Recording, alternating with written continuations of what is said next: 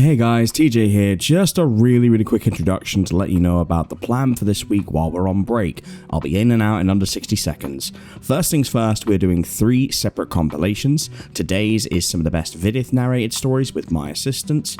Then a couple days from now, we're going to do best of my stories from 30 and 30, and we'll wrap it up with a best of SCP tales. Now in between that, we're going to be doing a live stream on Thursday at 7 PM EST. It's going to be myself, Viidith, Spirit Voices, maybe some other guests, and we're going to do some Q&A. We're going to do some readings of like weird stuff like warrior cats, and it's going to be a good fun.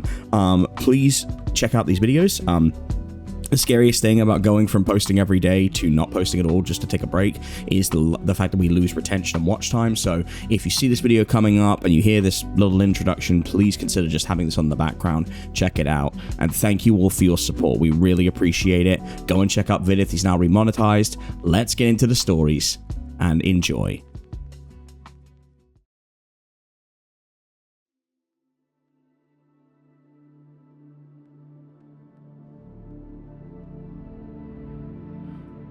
From Gritchy at redacted.gov.uk to SC-allstaff at redacted.gov.uk. Alright lads, pay attention because it's the last time you're going to be told. Inmate number 514233 is not a novelty. She's a permanent resident of this facility. I know you all thought it was funny that we have a harmless looking female inmate in a men's prison, but we're the only building with the facilities required to safely hold her. I do not give a single fuck how stupid you find the new protocols. You will fucking follow them or you will bloody well end up like Gary. These aren't guidelines. These aren't suggestions. Consider the new protocols commandments carved in stone by fucking Moses himself. I'm not even close to joking. If for some unfathomable reason you're still unsure of why we're doing all of this, the governor will let you access her file. By all means go and reread it so you can be reminded of exactly what she did to deserve this. Failure to adhere to any of the new rules is grounds for immediate termination of employment and potentially criminal prosecution. This is not a threat. The next person that makes a cunt of this, I will personally ensure that they are completely fucking unemployable for the rest of their miserable life. The rules are posted in every guard station in Solitary, and they're going to be posted on her cell door. No more excuses. I'm attaching the updated rules to this email. Memorize them and fucking follow them as if your life depends on it, because from this moment forth, it fucking does. No more fuck-ups. P.S. Gary's funeral is on Monday afternoon. Gov wants to have a short remembrance service on Tuesday with the chaplain. Attendance is optional. If it were up to me, I'd make you all go and rewatch the tape of what she did to him. Grant Ritchie, Chief Officer, HMP.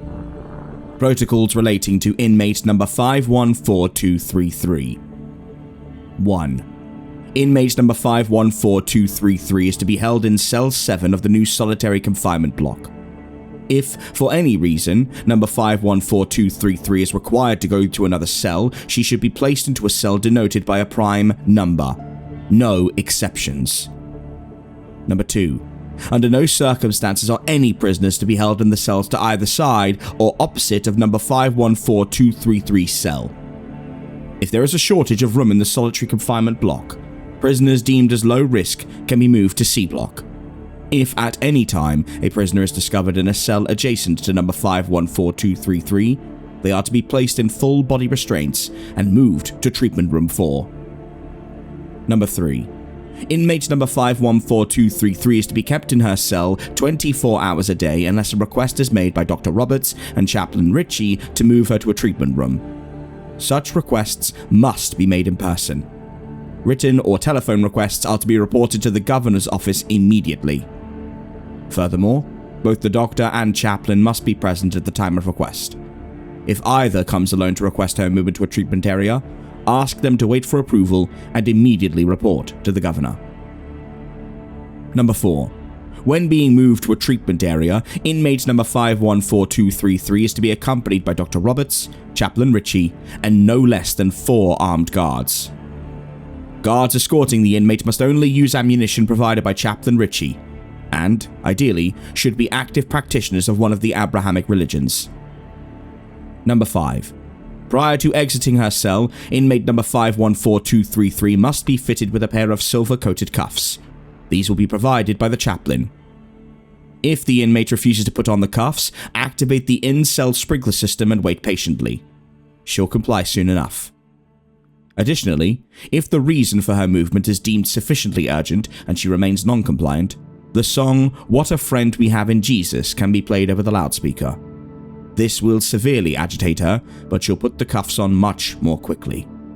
Turn the song off immediately after she has the cuffs on, so as not to cause any unnecessary behavioral issues. Number 6. Absolutely no living or freshly killed organic material larger than bacteria is allowed into inmate number 514233's cell while she is in it. Meals must consist of meat, vegetables, and fruit that have been dead for 1 week at minimum and should not have been frozen at that time. Inmate number 514233 is never to be offered nuts or seeds. Meals are to be pushed under her door using a silver-tipped pole. Number 7. If number 514233 expresses she wishes to kill herself, she is to be supported to do so. She can be provided with no more than 6 feet of rope to assist in this. No attempts to prevent number 514233 from harming herself are to be made. She is impervious to significant harm and cannot die. Number 8. Number 514233 is under absolutely no circumstances to be provided with books, paper, or any form of writing implement. Inmate number 514233 may attempt to write on her cell walls using her own blood and/or fecal matter. If you discover her doing this, do not attempt to read the writing. Activate the in-cell sprinkler system and request assistance from the Specialist Decontamination Crew, or SDC. Number 9. Cleaning of number 514233's cell can only occur when she is in a treatment area. Sprinkler system must be used for no less than 10 minutes prior to anyone entering the cell. SDC will carry out the cleaning. No one else is to enter the cell under any circumstances. Number 10. Number 514233 will attempt to persuade you to release her. She will tell you that one of your loved ones is in danger and that she can help. She can be extremely convincing, but you must remember that she is lying. You have no loved ones. You were handpicked for this assignment due to the fact that you have no living family, are not married, and have no children. Nevertheless, number 514233 will attempt to place fictitious memories in your head. If she makes such statements to you, withdraw immediately and report to the chaplain's office. Update. Due to the circumstances surrounding number 514233's recent escape attempt, additional measures have had to be implemented to ensure the safety of all staff and prisoners at HMP Redacted. 11. Verbal communication with number 514233 is henceforth forbidden under all circumstances. Industrial-grade ear protection will be provided for all guards, and additional soundproofing was installed in her cell during Saturday evening's treatment session. Ear protection must be worn by all staff during all interactions with number 514233. Number 12. By royal decree of His Majesty Charles III, all matters relating to number 514233 are exempt from investigation by the Independent Monitoring Board, or IMB. Anyone claiming to be from the IMB inquiring about number 514233 is to be immediately detained. Any resistance should be met with reasonable force. Detainees should be placed in solitary confinement cells which adhere to the protocols previously outlined. 13. In the event that number 514233 escapes her cell successfully, emergency lockdown procedure 616 is to be enacted. Do not attempt to save colleagues or prisoners from her. Follow ELP-616 to the letter. Any severely wounded individuals, staff or inmates who you encounter during ELP-616 should be granted a merciful execution. Their remains should be turned over to SDC for disposal. If, after 1 hour from the commencement of ELP-616, number 514233 has not been subdued, SDC will be authorized to purge the entire block. Do not let it come to that. Terminate her, collect her remains, and return them to her cell.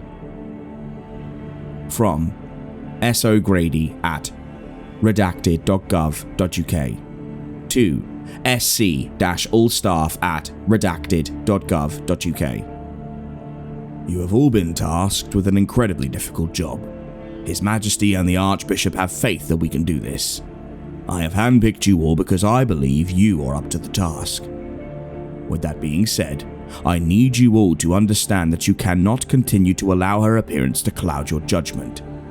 Number 514233 is not a little girl, no matter how much she resembles one. I too had my reservations, but I believe the tape of what she did to Gary McMichael speaks for itself. We must all recognize her for what she truly is, no matter how horrible that truth may be. I will personally check in with the team as often as I can. Do not hesitate to come to me for additional support. The Crown is extending us every courtesy in this endeavor, and I intend for us to take full advantage of it. As always, you have my eternal gratitude. May God bless and protect each and every one of you. Stay safe. Yours sincerely, Sean K. O'Grady, Governor, HMP, Redacted.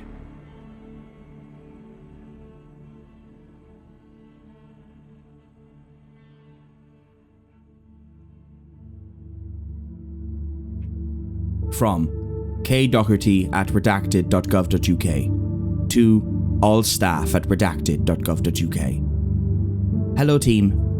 Following a successful trial at HMP Redacted, the National Offenders Management Service, NOMS, are instituting a new program for offender management, specifically the housing of certain inmates previously deemed too difficult or dangerous to be considered for holding in a standard maximum security site. These prisoners would have previously been held in specialist psychiatric facilities, but the new initiative wants to integrate them into the general prison system. To prevent any further rumors circulating, I can now confirm that this is the reason for the refurbishment of the solitary confinement block. Solitary will now have its own dedicated team, selected from the existing staff roster. Members of this team will be handpicked by myself based on several suitability metrics. Additionally, a new janitorial team, which will be known as the Specialist Decontamination Crew, or SDC, is being brought in to cover all janitorial tasks in the solitary block. Individuals selected for reassignment to the new solitary team will be informed within the next week. Until then, keep up the good work. Incidents continue to decline weekly. Keep this up, and we're going to have the lowest incident rate in the whole of the HMPS. Yours sincerely, Karen Doherty, Governor, HMP Redacted.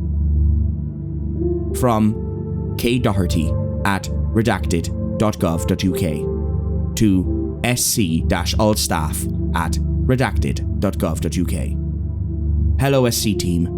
By now I hope you've all had sufficient time to familiarise yourself with the new solitary block. David informed me that there has been some frustration and boredom among the SC team. Consider it a testament to the sterling work carried out by the faculty in this establishment, yourselves included.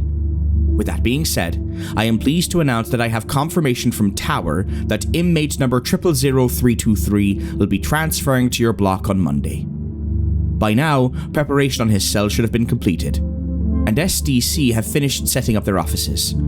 David will brief you in full on the transfer procedure. For now, I have attached the specific protocols that will need to be implemented. Copies of these are to be posted in all guard stations throughout the solitary block, and, on the advice of Governor O'Grady from HMP Redacted, a copy should be placed on 000323 cell door. It is imperative that these protocols are strictly adhered to. You've all been briefed on the incident at HMP Redacted. I do not want anything like that happening here. Be smart, follow the rules, stay safe. Yours sincerely, Karen Doherty, Governor, HMP Redacted. Protocols relating to inmate number 000323. 1. Inmate number 000323 is to be housed in cell 9 of the solitary confinement block. Number 000323 is never to be kept in any other cell. The inmate is not to be held in any room that has access to a window or an outside ventilation system. A special air filtration system has been installed in Cell 9. SDC will carry out regular maintenance on this system to ensure it is in working order. 2. Number 000323 is to be provided with a vegan diet. The inmate is to never be offered meat, eggs, or fresh milk. Some processed foods containing dairy, such as chocolate and American-style cheese, are allowed, as is the use of powdered creamer in tea and coffee. Inmate number 000323's unique properties will affect all animal matter. This renders any animal-based foodstuff he comes into contact with inedible, even to him. 3. A choice of reading materials are to be offered to 000323 daily. He particularly enjoys medical and scientific journals, autobiographies, classical philosophy, and celebrity gossip magazines. Number 000323 is also to be provided with a small notepad and pencil. The inmate will often make notes in the medical and science journals. Due to number 000323's unique knowledge of infectious diseases, any journals found with such notes should be passed directly to the governor for analysis. Under no circumstances is number 000323 to be provided with any religious texts. And under no circumstances is the inmate to be provided with reading material containing images of vultures, condors, corvus, or any other carrion bird. 4. Number 000323 is permitted to have written correspondence with inmate 00001 once a month. Due to the length of both of their incarcerations, as well as shared certain interests, 000323 and inmate number 1 have built up a friendship of sorts. Allowing them to continue this relationship has been shown to reduce agitation and behavioral issues in both prisoners. All outgoing letters should be approved by Dr. Lancaster prior to delivery. Any letter written in a substance other than standard pencil graphite or in any other language other than English are to be immediately destroyed. Incoming letters will be approved by Tower prior to receipt. Staff should never, under any circumstances, attempt to read a letter received from inmate number 1. Inmate number 323 is never to be allowed correspondence with any other inmate from the Tower facility. 5. Staff members and inmates with severe or chronic health conditions must never be allowed into the same block as inmate number 323. Individuals with severe health conditions or in close proximity to inmate number 323 frequently suffer from sudden, drastic worsening of said conditions. Manageable conditions have been seen to become terminal in as little as 30 minutes of exposure to 323's sphere of influence. Solitary confinement staff team was selected partly due to their excellent health. All team members will receive a full physical exam on a monthly basis to ensure compliance with this protocol. 6. Inmate number 323 is not to come into contact with animals under any circumstances. Even something as innocuous as an ant, housefly, or a spider coming into contact with 323 could have catastrophic consequences. The airtight, pressure-sealed door, coupled with the air filtration system, will prevent any pets from entering his cell during normal operations. SDC will sweep the block prior to any opening of number 323's door, including mealtimes. 7. Under no circumstances allow your exposed skin to touch any part of number 323's body. During all interactions with number 323, staff should wear their specially assigned PPE. In instances where he is to be moved from his cell to treatment area, number 323 will wear a custom-fitted restraint suit. Due to his generally amiable nature, number 323 is usually compliant in dressing himself in this outfit prior to exiting his cell. If an instance arises where number 323's movement is deemed urgent and he is non-compliant, a CD of Raven calls is to be played over the loudspeaker. This should be stopped once 323 dons his restraint suit. If, at any time, a staff member or inmate comes into skin-to-skin contact with number 323, that individual is to be immediately detained and placed into a windowless, soundproofed cell in solitary block. 8. If by any means and for any reason a staff member or inmate dies while inside HMP redacted, their remains are to be collected by SDC immediately for disposal. Inmate number 323 has been shown to possess the ability to sense or predict an individual's approaching death, even if he has never seen this person and is on the opposite end of the facility at the time. The precise range of number 323's sphere of influence is unknown and likely impossible to accurately measure. For this reason, every death on HMP redacted grounds is to be treated as a potential reanimation incident. Emergency Lockdown Procedure 1347 should be enacted in the event of any potential reanimation incident. ELP-1347 is not to be lifted until SDC deem the facility secure. 9. Pregnant women should never be permitted to enter any facility housing number 323. See Incident Report TWR-K9919 and see the attached video file if you require further clarification on the reasoning for this protocol. Note from Tower Command: never become complacent around number 323.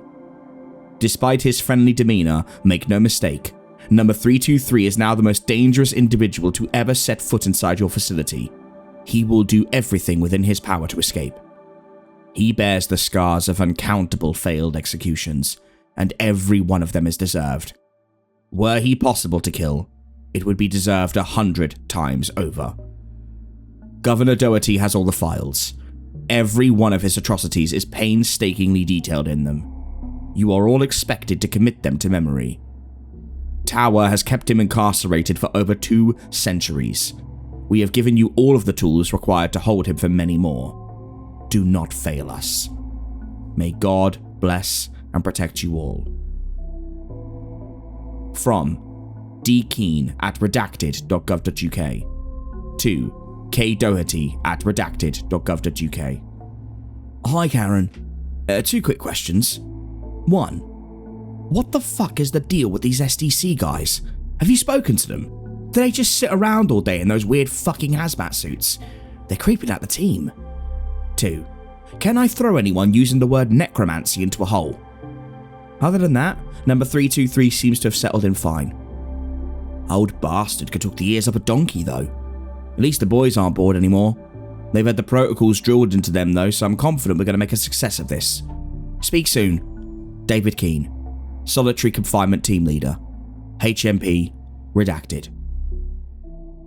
From kdoherty@redacted.gov.uk to dkeen@redacted.gov.uk. Hi David, glad to hear things are going well down there. Everything upstairs is going to shit. It's like he puts the fear into everyone just by being here. I should call Tower to see if there's anything they haven't told us. All of the SDC staff came from Tower. I'm not sure what's going on there or why they're shipping the freak show out to the rest of us. The Crown Office just told us this was happening. No questions, no answers. We're not really meant to be discussing this anyway. Tower gets really pissy if you talk about them too much. It may be safer all around if you and I discuss your concerns about these matters in person from now on. Call me when you get off shift. Karen Doherty, Governor, HMP Redacted. From FM McNally@redacted.gov.uk to SC-All-Staff@redacted.gov.uk. Your new resident will be arriving from Tower later this morning. I expect you all to have memorized the brief. I want this transition to go smoothly. The other prisons housing relocated high dependency inmates have been struggling with their assignments. I expect you to do better than they have. Leslie should have posted the new protocols downstairs by now. Do not phone me this morning. I'll be golfing with the Lord Provost. SDC are set up. Go to them with anything till I get back. I'll be down this afternoon to get a look at the little lady for myself. Till then, do your jobs. I want noms to be kissing our arses at the next inspection. Frank McNally, Governor, HMP Redacted.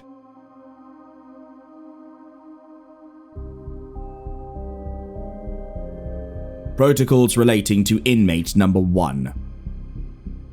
1. Inmate number 1 is to be held in the specially constructed Cell 2 of the Solitary Confinement Block. All metal components are constructed of iron, and iron threads are used to strengthen the concrete of her cell. Extensive soundproofing measures have also been included in the construction of this cell. In instances where 01's cell requires cleaning, she is to don full body restraints and be transferred directly from her cell to a specially constructed mobile iron cage. At least 2 guards armed with portable thermic lances should be present to ensure compliance. SDC will carry out the cleaning process. 2. Number 1 requires a live diet. 1 rabbit or hare is to be provided to her daily. Any captured vermin may be offered to her as a reward for her compliance. 3. Number 1 is permitted to have written correspondence with inmate number 323 once per month. Letters written by number 1 are to be collected by SDC and sent to Tower for approval before delivery.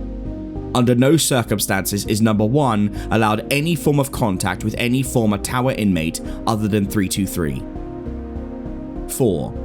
With the exception of SDC and Tower operatives, absolutely no male staff are permitted to enter the solitary confinement block. Although capable of affecting females with her abilities, number 1's known victims were exclusively male.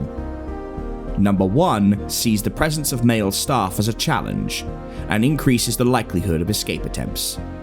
When deprived of all senses, number 1 is still capable of discerning males from females through some unknown means. 5. Real-time surveillance of number 1's cell must be carried out 24/7. Discrete audio or visual recording devices were placed into number 1's cell during construction. She is to be watched at all times. Inmate number 1 may seem to disappear from time to time. If this occurs, switch the camera mode to image intensification mode. For reasons not understood, she is invisible to infrared cameras. It is likely that she has taken an animal form in order to hide from view.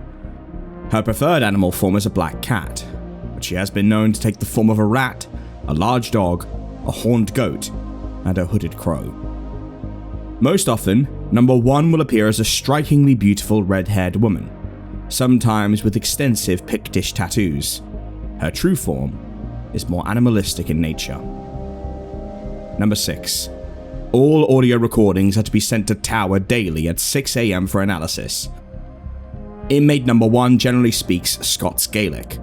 She is also fluent in English, Latin, Norwegian, and Pictish.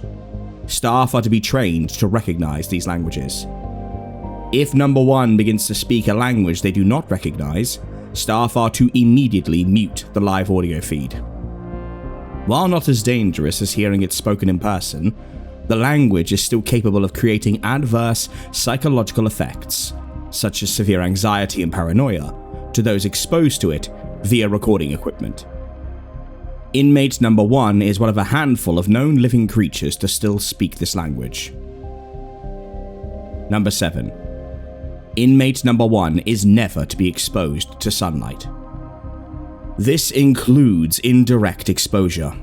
It will allow her to enter an ethereal form, making imprisonment impossible. All previous successful escape attempts were possible because she was exposed to sunlight. For this reason, coupled with her other transformation abilities, number 1 is never to be held in an area with access to windows or doors which can access the outside of the facility. Number 8. Inmate number 1 is never to be held in the same facility as inmate number 0. Tower recently discovered that Zero's presence in their main facility amplified the abilities of all high-dependency inmates. This was especially true for inmate number 1. It is theorized that inmate number 1 is the biological offspring of Zero. However, since obtaining a DNA sample from Zero is impossible, this cannot be confirmed. For this reason, HMP Redacted was chosen to hold inmate number 1, as this is the furthest establishment from Tower's main facility. 9. In the event that inmate number 1 becomes loose in the facility, staff must immediately enact Emergency Lockdown Procedure 1669. To ensure ELP-1669 success, all doors and windows leading into the solitary confinement block have been fitted with iron handles, hinges, and fixings. While not enough to stop number 1 entirely, they will sufficiently slow her down so that SDC can intercept her with thermal weaponry. 10. If a successful method of termination is discovered, number 1 is to be executed immediately. Tower believes that Zero knows the methods required to terminate all high dependency inmates. Tower is committed to extracting this information and is employing all means necessary in pursuit of this goal.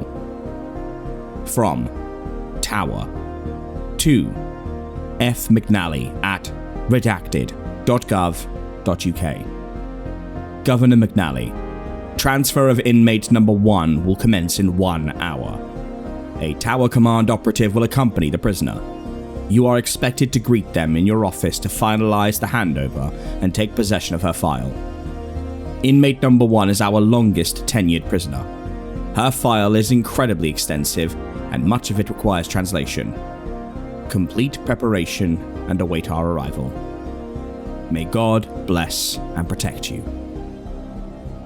From F. McNally at redacted.gov.uk to SC-all-staff at redacted.gov.uk.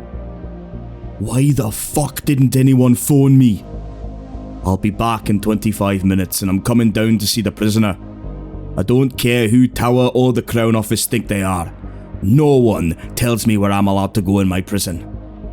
Frank McNally, Governor, HMP, redacted. From Tower Command at redacted.gov.uk to Tower All-Staff at redacted.gov.uk. Inmate number 91188 has transferred successfully to HMP Redacted, and the project is now complete. You have all done your country a great service. While you will never receive the public respect and admiration that you deserve, know that His Majesty and all of the Tower Command staff recognize your unparalleled dedication and professionalism. The recent events in this facility, those which prompted the relocation project, could not have been averted and were no fault of any member of the HDPU. Were it possible to keep all of the high dependency prisoners here, know that we would have done so. The information we received from the Vatican, when we agreed to hold inmate 0 on their behalf, made no mention of the effects she would have on the other high dependency prisoners. Whether this was a gross oversight or a deliberate attempt to sabotage this facility is still unclear. The possibility that they have allowed themselves to become compromised by her is not impossible. Command Operative Blake has been dispatched to Vatican City, so we should have a definitive answer within the next 24 hours. 0 will be remaining in Tower's main facility. Nowhere else could possibly hold her. No other team could be trusted. Any information gathered by Blake will be disseminated to Tower staff at the soonest possible opportunity. May God bless and protect us all. Protocols relating to Inmate 0. Inmate 0 is to remain in her cell indefinitely. The cell has been reinforced to better withstand the heat. 0 is not to be removed from her cell under any circumstances. 0 must wear a bridle at all times. 0 is not permitted to speak. The psychological damage caused from exposure to the language of paradise is both catastrophic and irreversible. Allowing 0 to speak at any time puts the entire Tower facility at risk. In the unlikely event that 0's bridle becomes damaged, Emergency Lockdown Procedure 5225 should be enacted. ELP-5225 is the one of 2 instances under which staff are permitted to enter 0's cell. 3. 0's cell should be maintained at 80 degrees centigrade under normal circumstances.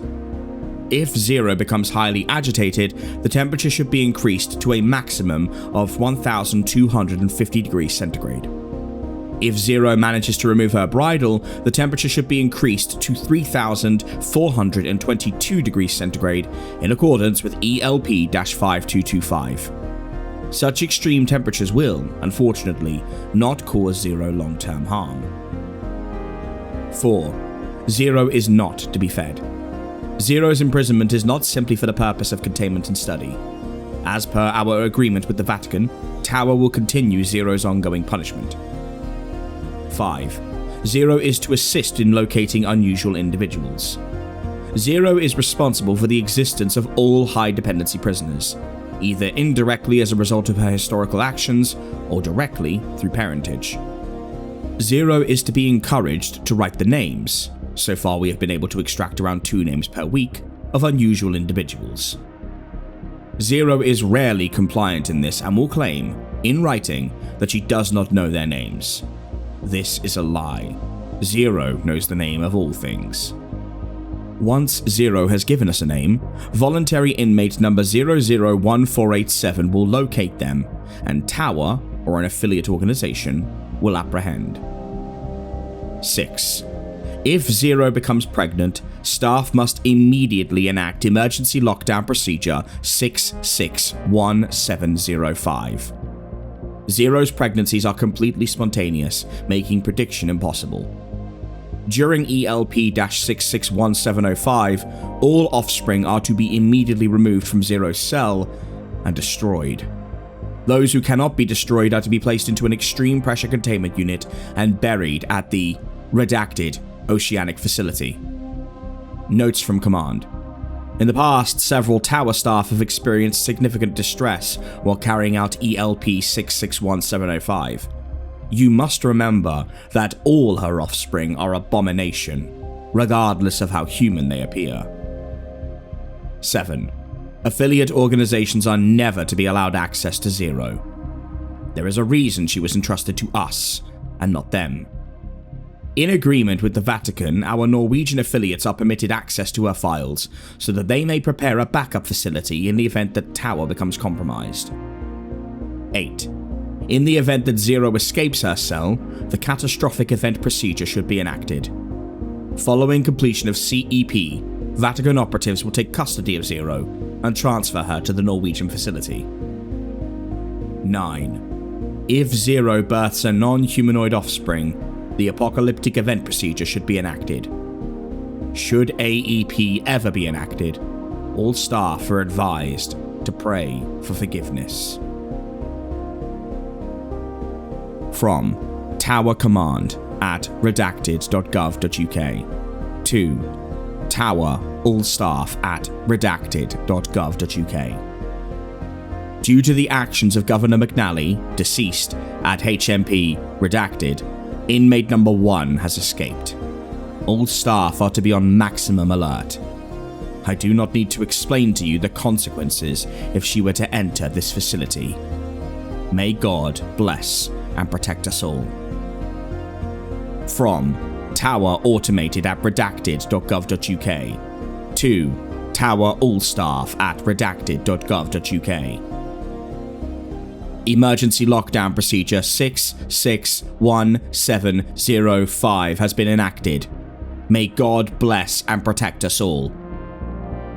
From Tower-Command at redacted.gov.uk to Tower All Staff at redacted.gov.uk.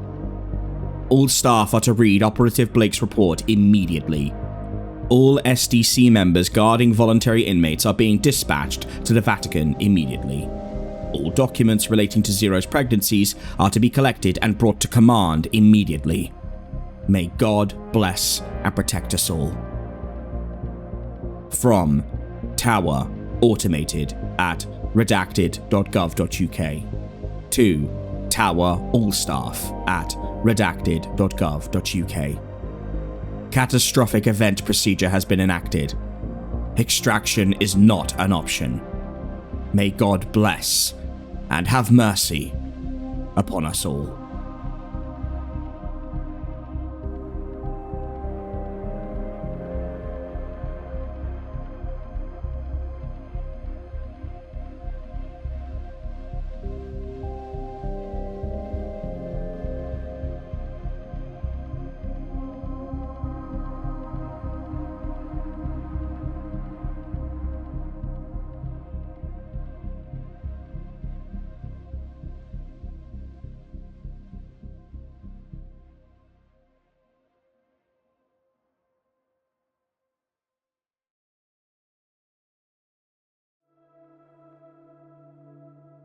I killed a monster using Geo-Guessing. Yep, I'm serious. Go back and reread the title. I'm just as shocked as you probably are. I'm chronicling my story online to maybe give someone else hope in case they're also stuck in a situation like I was.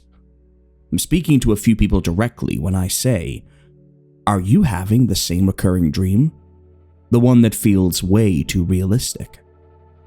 It's not just a dream. You have a time limit on your life. Sorry to break the news to you like this, but good news? It's not a death sentence. I beat it. Maybe you can too. To the rest of you, let me fill you in on what I'm talking about. Vivid dreams are the worst, no matter what. You could have a wonderful dream, and when it ends, it frustrates you that it wasn't real. On the other hand, a vivid nightmare sticks with you.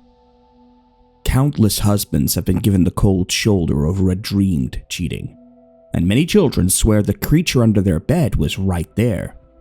But when I tell you my dreams were vivid, please understand that I mean vivid.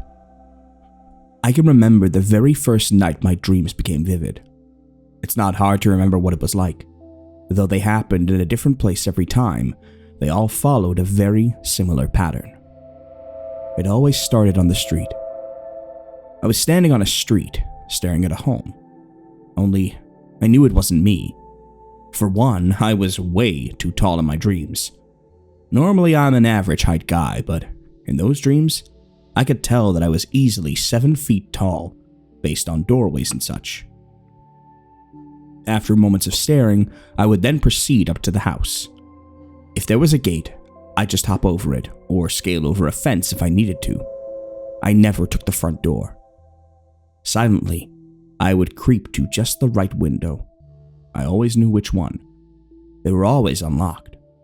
The room inside was always dark, and there was always one person inside, sleeping soundly. I'd creep towards the bed, and the other indicator that this was not my body made itself apparent. My clawed, pitch-black arm would slither up, out of my control and towards the person. I wished one of these people would wake up and snap me out of my dream. They never did. I'd extend my claw and lightly tap the person's sternum. Nothing more. What followed was a violent fit from the person in their sleep, as if they were choking or having a heart attack.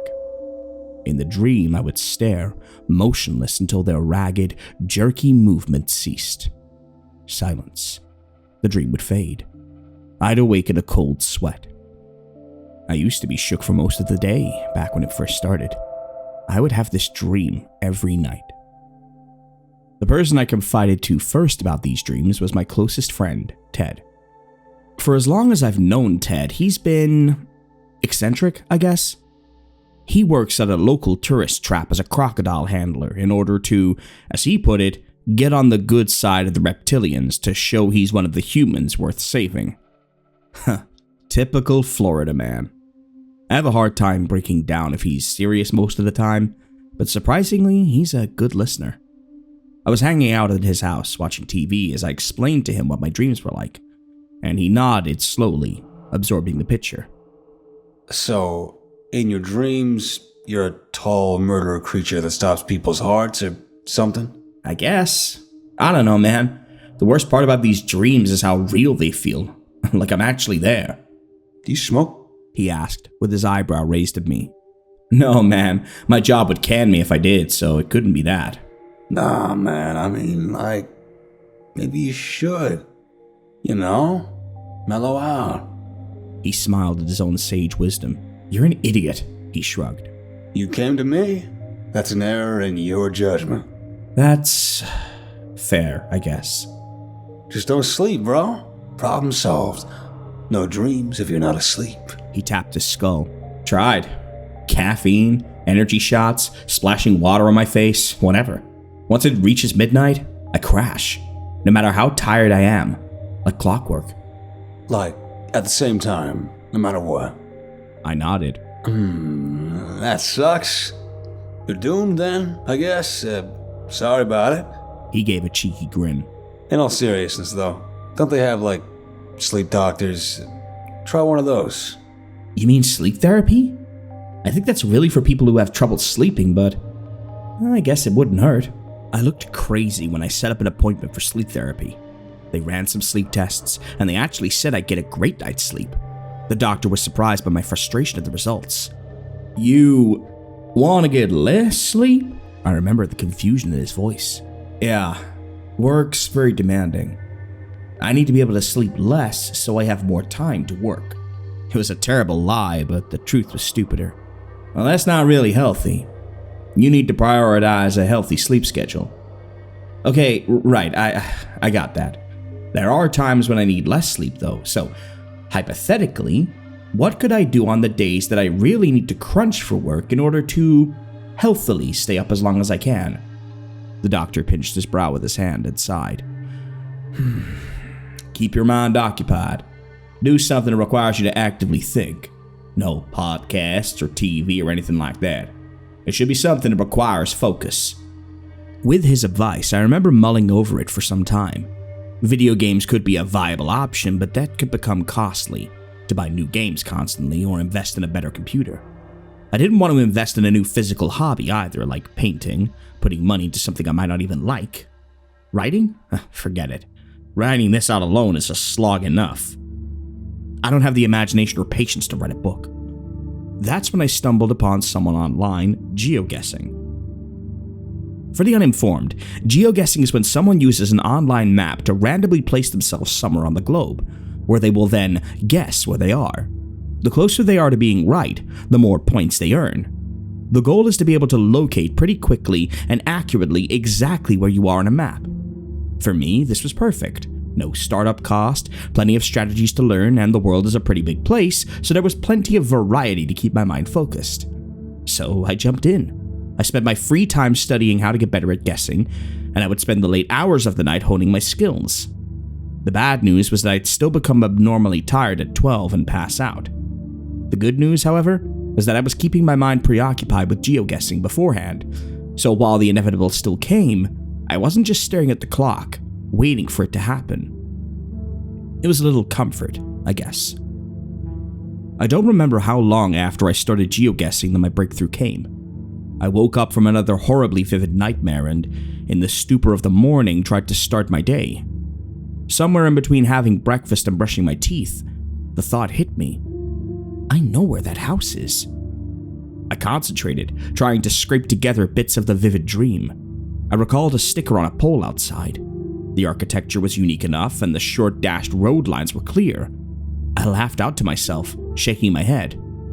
Romania. Did I dream of Romania? It seems so silly to geo-guess my dream, considering dreams are usually made up wobbly places in your skull. I tried to dismiss the thought and move about my day, but a tingling feeling in the back of my brain told me I was onto something. By the time my shift at work was over, I instantly hopped on my map app and started searching the streets of Romania.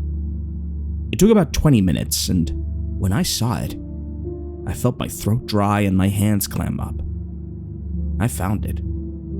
The house I dreamed about. There was no mistaking it. I'd never seen that house before that day, and yet the night before, I dreamed I was a large creature entering that home and killing whoever slept there. It was surreal. It felt impossible. The questions only got worse the more I thought about it. How did I see this? Why was I dreaming this? Was every night a real place? Was every night a real person? Am I watching a real person die every night? I tried to think of logical explanations. I'm dreaming of real places because of all the geo-guessing I've done. I probably just forgot I'd seen that house and the countless places I had guessed. That night, I dreamed again. Another house, further into Romania. Again, I was able to find the home. Night after night, I would dream, and night after night, it was a real place. By the end of the week, I had created a line, each dot separated by miles, starting in Romania and ending in Hungary. At this point, there was something I had to do, to put a final nail in the coffin, so to speak. I know barely anything about Romania and Hungary, but through a process akin to pulling teeth, I was able to scrounge up some news about someone dying in their sleep. I recognized the picture of the man. He was in one of my dreams. I watched his last, sputtering breaths under a long, clawed hand. What do you do when you realize that every night you go to sleep, you're getting a front row show to someone's murder at the hands of a literal monster. For me, it was dissociation, a lot of ceiling staring. I wasn't exactly in the popular crowd at work, but even the few who would normally talk to me seemed to avoid me that week. Between my sunken eyes and thousand-yard stares, it was hard to imagine why. Now I had answers to some of my previous questions, but these answers only led to more questions, which had enough of a pull to knock me out of my stupor. The big questions at that point were as follows. 1. Why am I seeing this? Why me? 2. What is this thing? I felt like a moron searching up things like I dream of monsters killing people but real. But cut me some slack. I just found out that monsters were real. Most of my results were a lot of people telling fake stories, pretending they're real. Imaginative, engaging, but not helpful. Days went by, and I was getting nowhere with my research. I continued to geo-guess and map this thing's trip, and by that time, it was in the middle of Austria. Finally, my search for answers led me to a pretty off-the-path website, buried a few pages deep in my search engine.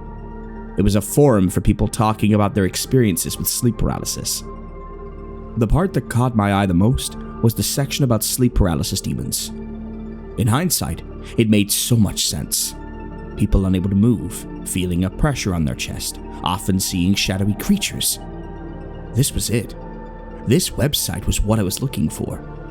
I quickly made an account and read through as many posts as I could, learning about the types of sleep paralysis demons and seeing if anyone shared a similar experience to mine. I was surprised to find just how many different types of sleep paralysis demons there were. Some saw witches, others saw literal devils on their chest, and some saw shadowy men in the corner of their rooms. Whatever they looked like, this forum had surmised that these demons feed off the fear and energy of their host without killing them. This left me confused. Then why is the demon that I see killing people? Digging a little deeper, I noticed that some people were asking questions about a demon that closely followed what I was seeing. They'd have dreams about other people being killed by some shadowy creature, and they would always see the dream from the perspective of the demon. Every single one of these users eventually stopped posting, which led me to the truth I'd been trying to deny. I was on this thing's list. The geo-guessing data I'd been keeping all but confirmed it. It moved from Austria to Italy, France, Spain, and now Maine. It had all of the East Coast to get through before it came to my neck of the woods in Florida. But at that point, I knew time was ticking for me. I needed to find a way to stop this thing from coming, maybe pass it along to someone else, anything to get me off the hook. I was desperate for answers. So, I sent a private message to the head moderator for the Sleep Paralysis Demon Forum, a user by the name of The Creepy Caster. Hey, Creepy Caster. Listen, I don't mean to bother you, but I think I have a special demon on my hands, and I wanted to see if maybe you'd have any additional knowledge to help me out. So, my demon, I get dreams from this thing's perspective, and multiple times a week, I dream of this thing killing people. I don't know anything about sleep paralysis demons, and I just wanted to see if you maybe had any suggestions or knew anything to help me out. About an hour or so later, I got his response. Hey, Sleepless in Florida. Yeah, I got a suggestion for you. If you have any loved ones, say goodbye to them. If what you're saying is true, you've been targeted by the touch of death itself. I came up with the name. I don't know how to put this lightly, so I won't. You're cooked. Anyone who's ever asked about the same thing you're asking about stops posting, and it's probably not because they made friends with the demon. No one's ever killed a sleep paralysis demon before, and there's proof that some out there just kill people. Just go look up SUNDS if you don't believe me. Sorry about your luck. Thanks for being a member in the forum. I reread his message a few times, letting the words sink in. Sure enough, I did look up SUNS, Sudden Unexpected Nocturnal Death Syndrome. I laughed bitterly at the thought. Yeah, I solved the unexpected death part. Turns out it's just a demon that likes to torture you before it kills you. Great, a Nobel Prize was within my grasp. The part of his message that stung the worst was the part about loved ones. My parents were long gone, I had no siblings and no love interests in my life. Part of me wondered if that's why I was targeted. I was easy prey. I won't lie, I fell into a state of hopelessness. I continued to track the demon's location as it crawled down the east coast. It was a weird feeling to know that I'm gonna die and, at the same time, thinking there was nothing I could do about it. The day it all turned around was the day I met up with Ted to say my goodbyes. When I came over, he was out in his backyard setting up empty cans, gun in hand. "Hey Ted, thanks for letting me come over. I really appreciate it." "Wait, is that a Zune?" Ted held up the ugly brown and green device. Of course it is. No one tracks outdated tech, and this thing works just fine. I shook my head. "Alright, whatever. Doesn't matter. I know I've been a little flaky lately, but I was wanting to say goodbye and let you know you can have whatever you want from my house." He paused and raised an eyebrow at me. "What? It seems a little out of the blue, don't you think?" "Yeah, well, those dreams I told you about a few weeks ago? Found out I'm being hunted by a demon. It's coming for me soon. Normally, this would get a laugh out of someone, or they'd probably think I'm crazy. Ted, however, just nodded, like we were talking about the weather. How do you know this?" "Alright, I'll try to give you the short version." About 45 minutes later, I wrapped up my explanation. "So, yeah, it's on the way, and there's nothing I could do about it. So I wanted to give you some closure before it gets here." There was a heavy silence from Ted as he digested my words. Finally, he shrugged. "You ain't dead yet. Actually, I think you have the best chance of taking this thing out." Somehow, despite me being the one approaching him with this crazy information, now I was the one flummoxed. "Did you just zone out on what I was saying, dude?" He shook his head. "No. Heard every word. So your boy's coming to get you, because you live alone, but you have an advantage that no one else had. You know it's real, and you know where it is. I bet every poor guy who died before you didn't know it was too late until they saw themselves in the eyes of the demon. But you can prepare." "Prepare how? I'll be paralyzed. What, you want me to set up some marbles by the window so I at least can see this thing stumble over before it kills me?" Ted laughed. "Fine, but no. Answer's pretty simple, bro." He aimed his shotgun in his makeshift target practice and let off a loud shot, bits of cans shredding into the air. "We shoot it. With a gun." I was frustrated with Ted. "Shoot it? Do you hear yourself? Just shoot the demon like it's that easy. The guy online said no one has killed one of these before." "Yeah, dude. Because no one had known it was coming before. You think people who were dying of this thing in the Middle Ages were geo-guessing the location of demons? Hell, man, they didn't even know they should wash their hands. I bet they just wake up and say, 'Yep, Pa died in his sleep because his humerus was out of whack,' or some garbage like that. We can make history here. Be the first to bag a demon. Like I said, you ain't dead yet, so let's make a plan to keep it that way." We spent hours going over what could potentially be a way to save me. It felt ridiculous, but Ted was right. I might have been the first person to know where this thing even was. It might have been just the knowledge that we needed in order to actually do something about it. That night, when I left with a plan, there was still a bit of unease, but at that point, what other option did I have? Each morning, I continued to track where the creature was the night before. Once it reached Georgia, I remember letting Ted know that it was close, and that the plan was on. I'll never forget the night I saw my own house in the dream. I was so used to seeing all these different houses, and once inside, the different faces. But here I was, in front of my own home, the cicadas buzzing in the trees on a humid summer night. There was a moment of fear that went through me. What if this doesn't go right? What if this demon is linked to my mind and knows what we have planned for it? It was useless to think about these what-ifs at the time. The demon was already in motion. I watched from its eyes as it approached my bedroom window. There, it stared down at me. I was staring at my own self, fast asleep on the bed. I watched the demon's hands grasp the base of the windowsill and slowly creep their way inside. Its eyes were locked onto my sleeping frame the whole time, just as I had hoped. It moved its way to the side of my bed, no sound of footsteps despite its towering frame. This was it. Do or die.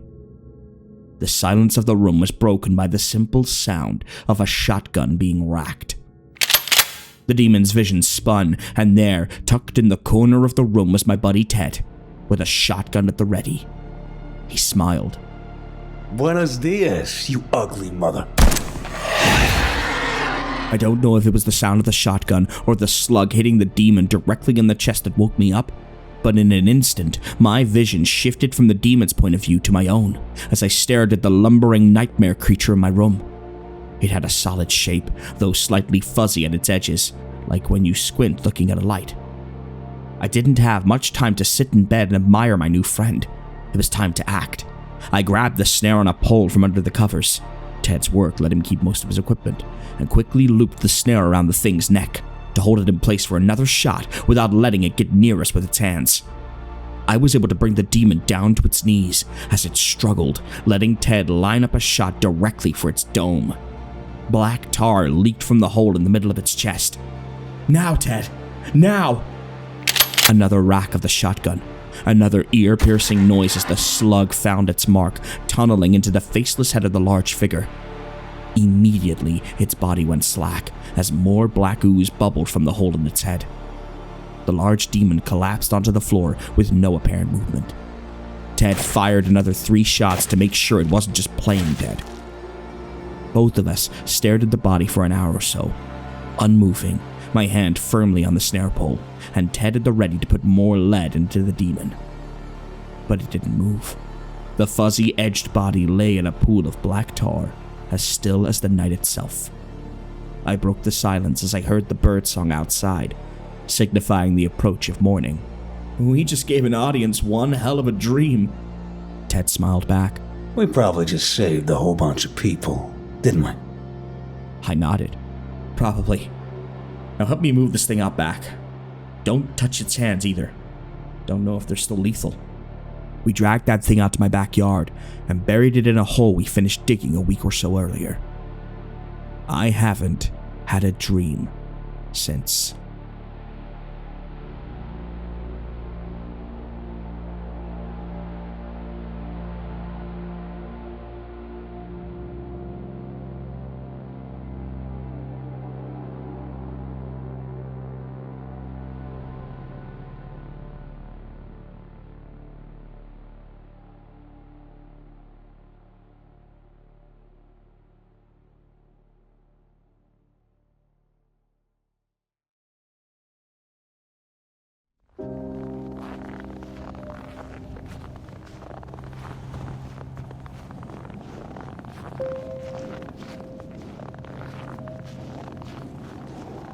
The forecast said snow showers. That is the exact phrase that got me to throw my pack in the trunk like I was beating the clock on some fun little weekend reset. Snow showers.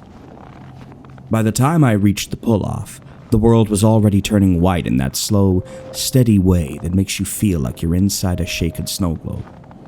It wasn't blizzard conditions yet, just thick flakes and wind that kept changing its mind. The kind of weather where you could still hear your own boots in the powder and convince yourself that you're fine. I signed the trail register with a pen that didn't want to work. My glove made my handwriting look like a toddler's. There was one other name above mine from earlier that morning. No notes. No back by sunset. Just a name and a time that felt too early to still matter. The first half-mile in, I started second-guessing myself. Not because I was scared, because every tree looked the same, and snow eats landmarks. Trail blazes disappear when they get frosting on them. Tracks turn into soft dents and then nothing. Your world shrinks to whatever your headlamp hits, and mine wasn't even on yet. I kept going anyway, because that's how I am. If I've committed to something, I'll drag it behind me like a bad decision on a leash. I picked a spot the way I always do. Not too close to water, Not in a low pocket where cold air settles, not under dead branches. A little rise off the trail with a couple of thick trunks to break the wind. Nothing dramatic, just a place that looked like it would still be there when I woke up.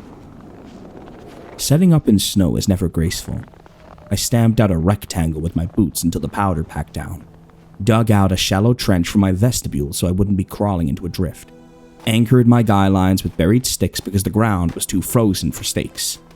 My fingers went numb halfway through and I told myself it was fine, because I had a sleeping bag rated way colder than this, and a stove, and those little hand warmers that smell like pennies when they heat up.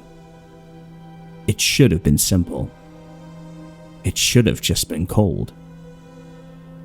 While I worked, the woods kept doing that thing where it goes quiet in patches. Not the normal snow muffled sound quiet. I mean the kind where you realize you haven't heard a bird in a while. No squirrel chatter. No little taps from branches. Just wind, and the soft hiss of snow landing on nylon. The first time I noticed it, I actually stopped and listened, like I expected someone to clear their throat behind a tree. Nothing. I finished pitching the tent and went to fetch more deadfall for a small fire. Not to be dramatic, just because fire makes the dark feel less personal. That's when I saw the tracks. They weren't mine. Mine were wide, boot-shaped, predictable. These were longer, like someone had taken a shovel and dragged it toe first. A single line of impressions, deep enough to show wet under the powder. Each one spaced too far apart to be walking normally. I followed them without thinking. 10 steps, 20.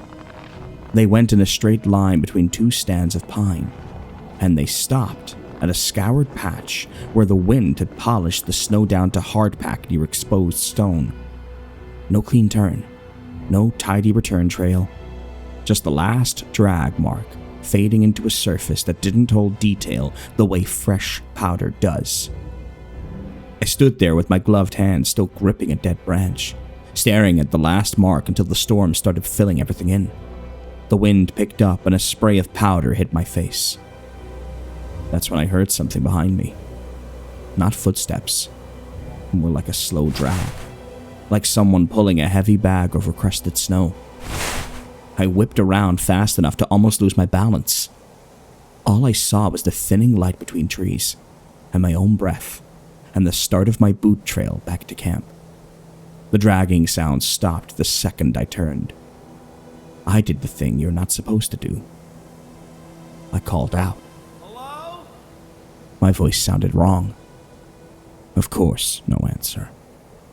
I told myself it was a branch, a deer, the wind moving a downed log, anything that fit into the normal world. Then I noticed something that I hadn't the first time. Those long tracks weren't centered the way a person's would be. They weren't two parallel lines like skis either. They were slightly off, like whatever made them had one side of its body heavier than the other. Like it leaned. I carried the branch back to camp and tried to shake it off. I got my fire going with a little stove fuel and stubbornness. The flame fought the wind but didn't quit. It popped and snapped like it was annoyed. I ate a sad dinner standing up. Instant noodles in a metal cup, because sitting on snow makes your body remember exactly what heat is worth. I kept turning my head to check the trees, not because I saw anything, but because my brain kept insisting I should. The storm thickened in layers. It wasn't just snow now, it was snow with teeth. Gusts that shoved it sideways, flakes stinging my cheeks, visibility dropping until the firelight felt like a little island and everything outside it was just a wall. I crawled into the tent early, not because I was tired, but because being outside started to feel like being watched through frosted glass.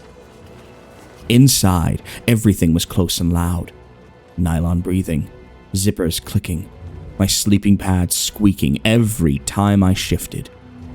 I stripped off wet layers and stuffed them into a bag so they wouldn't freeze into boards. I checked my phone. No surface, obviously.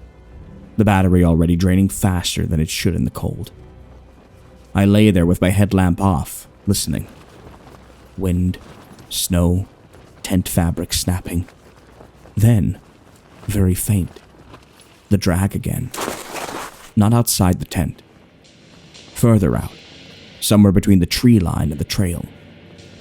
Drag, pause, drag. I held my breath like that mattered. The dragging got closer. Slow. Patient. I sat up and turned my headlamp on. The beam turned the inside of my tent into a bright little fish tank. I stared at the nylon like I could see through it if I stared hard enough. Drag. Pause. Then something touched the outside of the tent.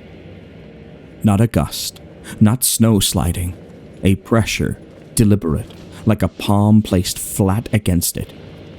The fabric bowed inward and held. I didn't move.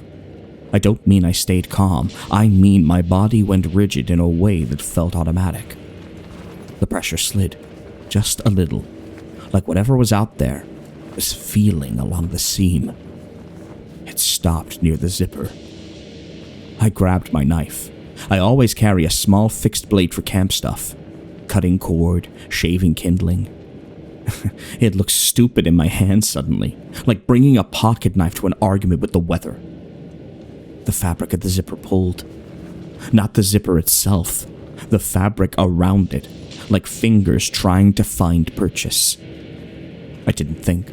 I lunged forward and shoved both hands against the door, pushing back from the inside, trying to keep whatever it was from getting leverage.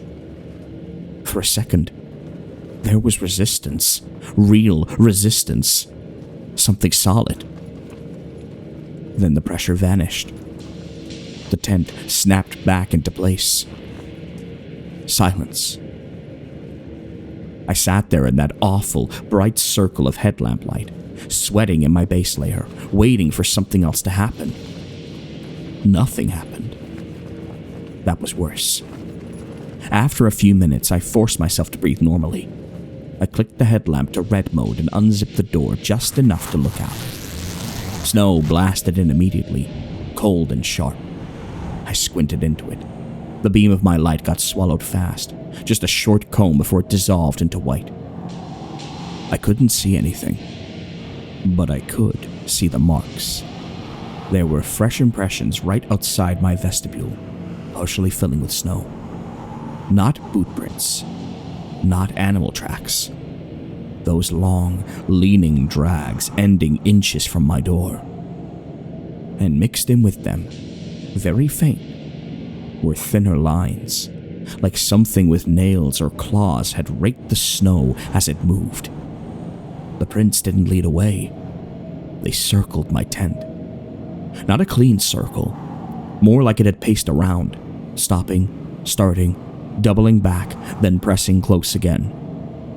I zipped the tent shut so hard the teeth snagged. And that's when I heard it.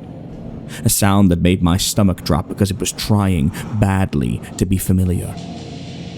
It was a voice. Not a word. Not a sentence. Just a low, throaty attempt at the shape of a human sound. The way a parrot can mimic a laugh without understanding it. It came from somewhere beyond the trees, past the edge of my light. It went, "Hey."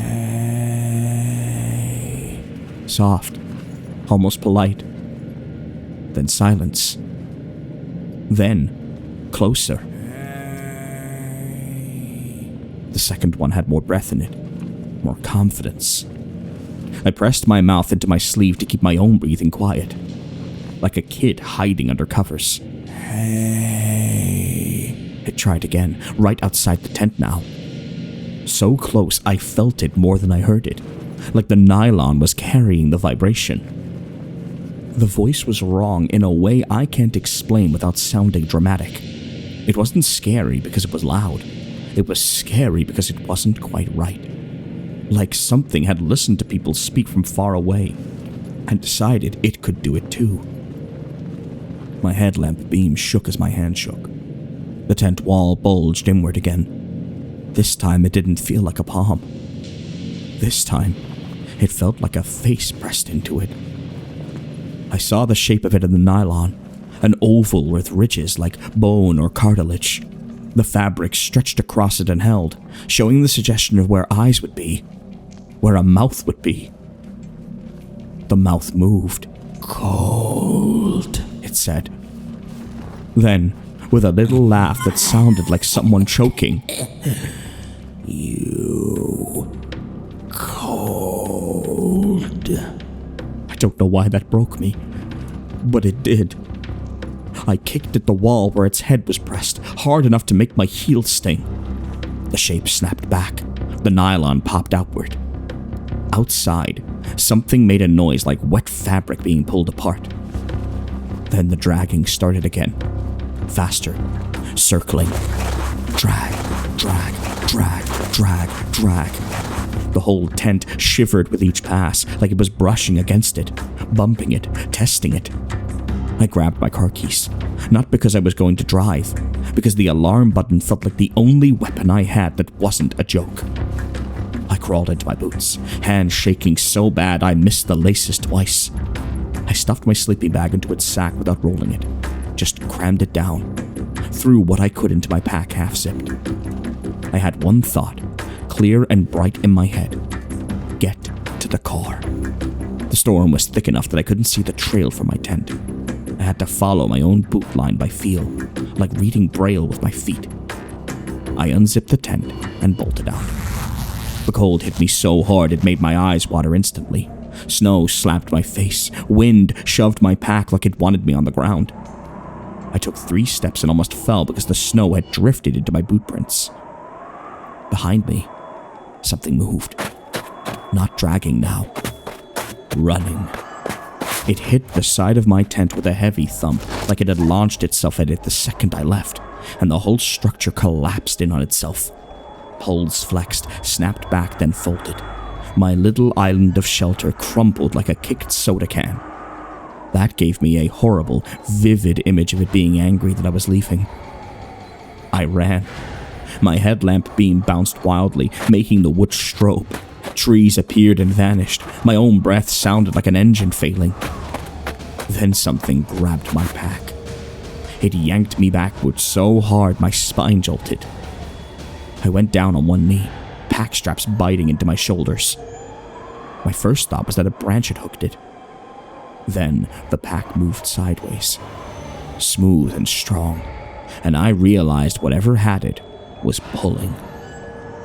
I twisted around and my light hit it for a half second. It was low to the ground, but long. Too long. Its body was pale in a way that didn't look like fur or skin, more like packed snow pressed into the shape of something alive.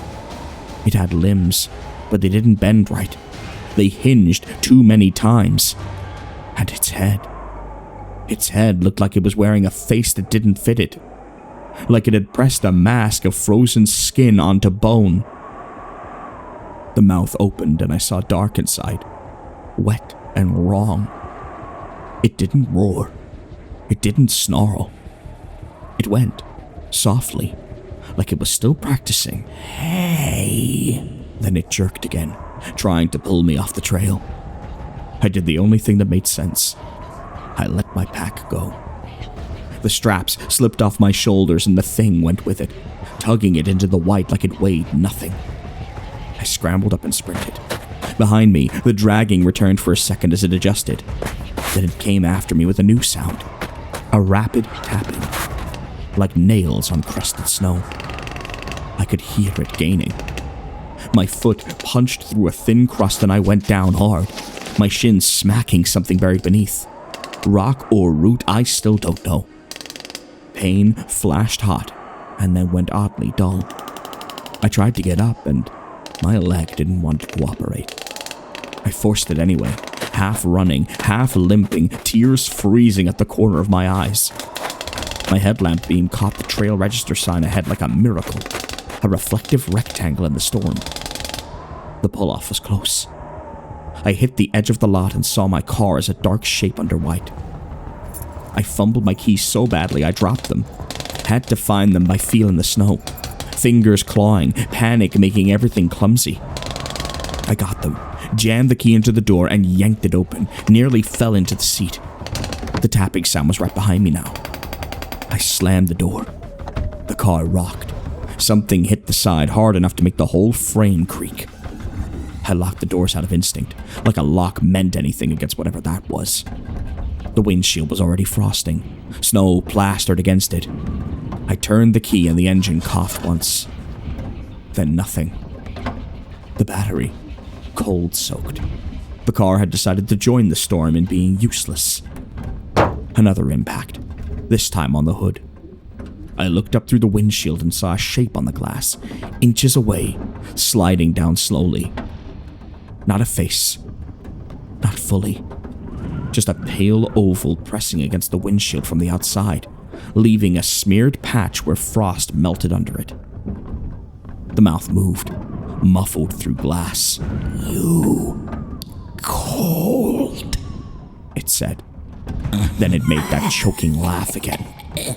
My hands were shaking so hard I could barely press the panic button, but I did. The car erupted into noise, horn blaring, lights flashing, a ridiculous, desperate alarm in the middle of nowhere. The shape flinched. It peeled off the hood and dropped into the snow with that wrong, jointed motion. The head turned towards the sound like it didn't understand it, like it was hearing a new kind of animal. It took a step back, then another. I hit the ignition again and again, begging the engine like it was a person. On the fourth try, it caught. The heater fan whined weakly. The headlights cut through the snow in two pale tunnels. I threw the car into reverse without thinking about traction, and the tires spun, then grabbed, then slid. I fishtailed, corrected, and backed onto the road like I was fleeing a burning building. In my rearview mirror, through the chaos of white, I saw it standing at the edge of the lot. Not chasing now, just watching. It lifted one arm slowly, like someone waving goodbye. Then it raised its hand to its mouth, pressed fingers against it, and moved them like it was shaping sound. "Hey," it said one last time. And it sounded closer to normal than it should have. I drove until I hit pavement that looked plowed and saw lights in the distance. The shaking didn't stop. My shin had swollen under my pants, and when I finally dared to pull over somewhere with a street lamp, I saw blood seeping through the fabric where it slammed it onto whatever was under that snow crust. The next afternoon, after I'd gotten my leg looked at, I went to the ranger station and asked about the other name on the trail register.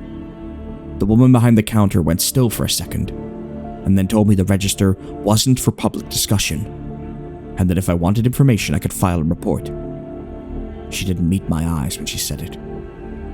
At urgent care, they did an x-ray and told me nothing was broken, then rinsed the cut and put in a few stitches anyway because the rock had split me open clean through the skin.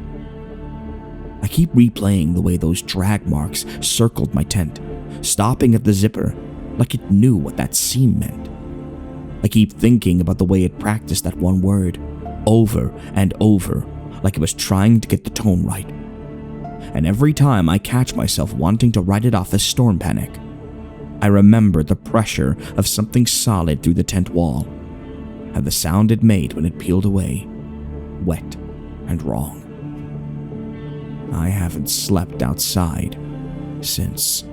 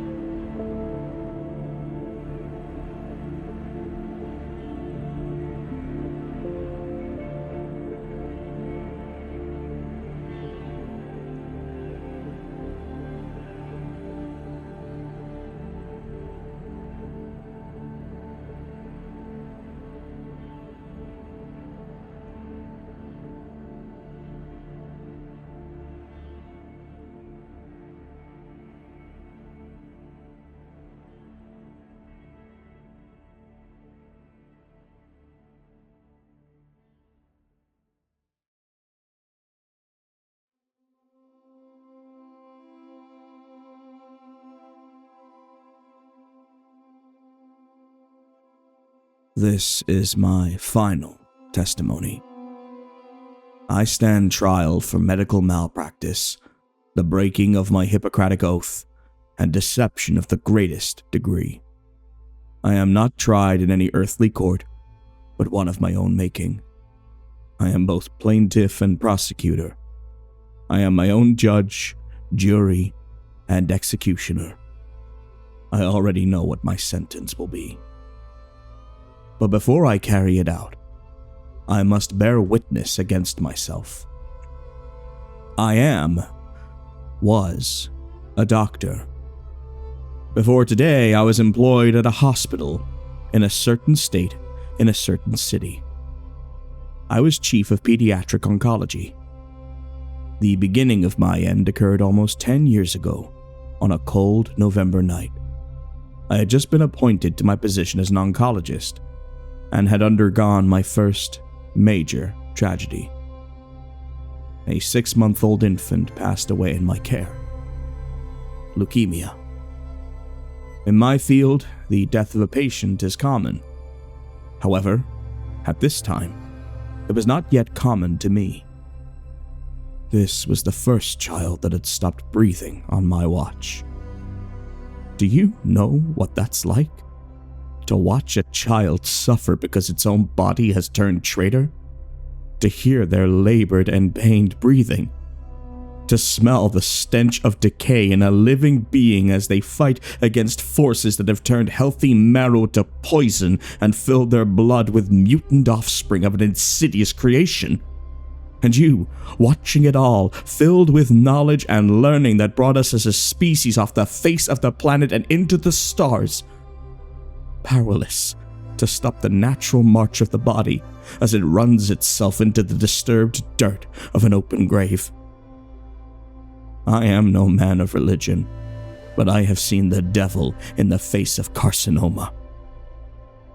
I took the loss of this child hard. My skin was thin, with none of the psychological protection my colleagues had accumulated over the years.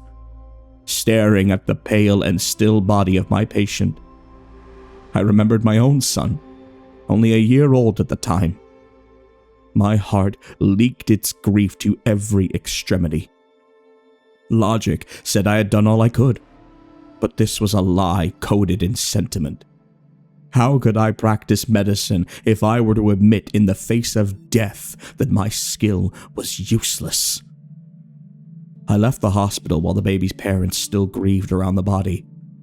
I walked the streets, trying to lose myself in the never-ending backgrounds of concrete and brick that constituted my city. Soon, I was soaked through with ice-cold rain. My psyche dripped out in clumps through my clutching fingers. Even in my altered state, I knew I had gone too far into despair. I thought I would never return from it. But in a moment of unexpected clarity, I came back to myself. I wiped my cheeks of water and salt. I comprehended my surroundings. Unfamiliar buildings rose up on either side, swallowing me in their deep and angular shadows. I could no longer see the street. I supposed I was in an alley between alleys, a foreign place from my usual and well-trodden haunts. It was quiet here, soundless. As the seconds gathered, I realized I didn't remember how I had arrived there. I saw a figure at the end of a narrow passage. It was a man, and he was unremarkable in every aspect. His form blended into the building he leaned against, and he seemed only a smudge against the brick. His clothes were ragged, his face neither handsome nor excessively ugly. As I tried to place his features, they blurred, melting together like a liquid veil were being poured over my eyes. I did not want to approach him. If I had not been in such a state of distress, I would have left the moment I saw him, not sparing a second glance. But I allowed myself the indulgence of another look, and it was in the turning of my head that my damnation was sealed. The man stared back at me with coppery pupils. They reflected the meager light like a dog's eyes in the dark. Something within those orbs cut through my shirt and skin. It was as if my exterior were stripped away and the darkest essence of my being were laid bare like a book. Somehow, I knew he read my shame with sympathy. I moved in his direction with slow feet. Once I was close enough to smell him, to hear his breathing above the patter of rain, I spoke. "Who are you?" The man did not answer. He reached into his pocket and pulled out a vial. Inside was a clear substance, slightly viscous like oil. He opened the cap and held his finger over its mouth. He produced a pin in his other hand and pricked the pad of his index finger. A drop of blood spilled over the edge of his fingerprint and into the vial, clouding the liquid in twisted and insinuative patterns. The man shook the mixture, and it congealed into the consistency of pus. He extended it to me. He cleared his throat, raspy tongues of phlegm blasted away by the inner convulsions of his soft palate. It seemed his throat was more accustomed to smoke and smog than words. But after the cacophony, the words did come. "Anoint, and they will live." I stared at him.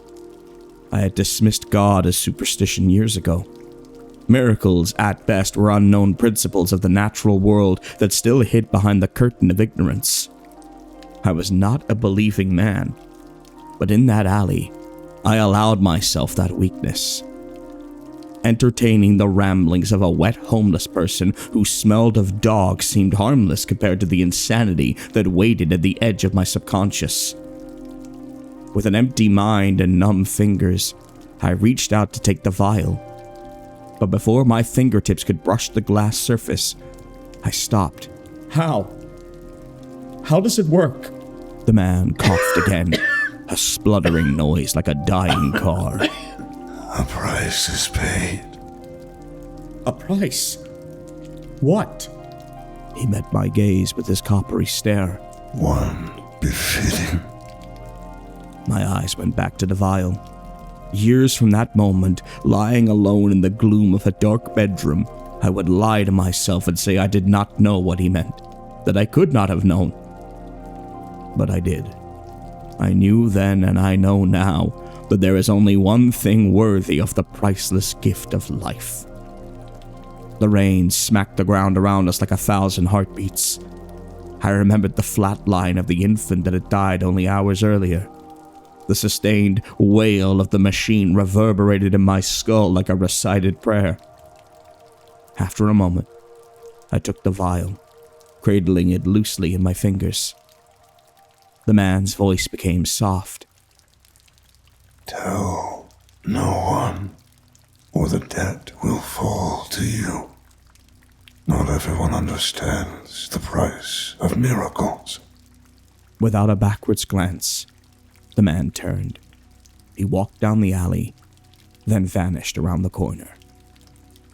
I stayed still. The rain cooled my fevered skin. I wiped my hand over my face. Something shifted, and in another moment, I was on a familiar street, walking back towards the hospital.